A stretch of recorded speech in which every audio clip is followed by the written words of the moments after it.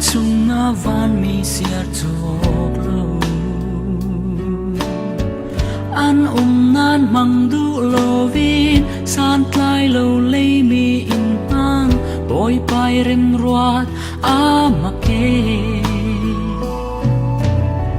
thi sen ni run dam mi longi thu thang tha kan phuang thei pathian sang pha nak lak song van mi man phut van lo mi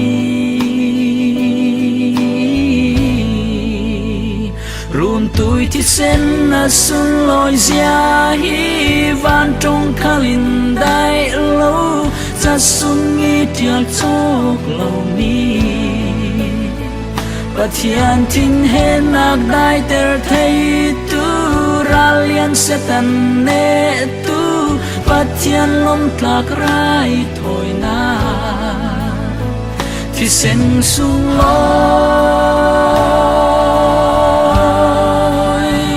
thi sen sung loi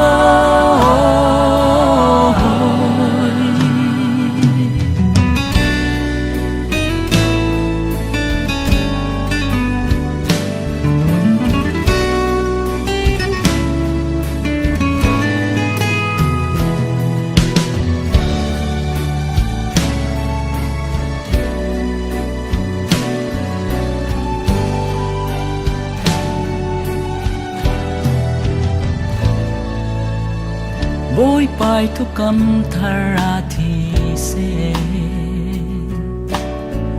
aral pol rem nak in tua apui thiam si nak in lan sung mo lei che in du na thi sen ni run dam mi longi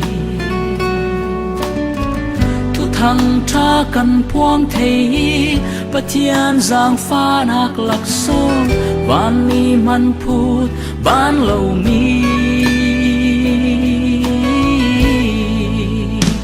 run tui thi sen na sun loi zia hi van trong khalin dai lo cha sung ngi tial chok lo mi pathian tin he nak dai ter thei ralian setan ne tu pathian lom tlak rai thoi na run tui thi sen na sun loi zia hi van trong khalin dai lo cha sung ngi tial chok lo mi pathian tin he nak dai ter thei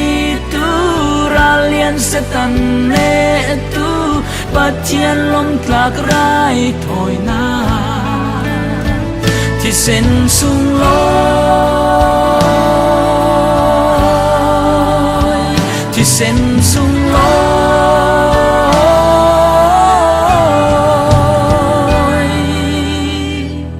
thi sen sung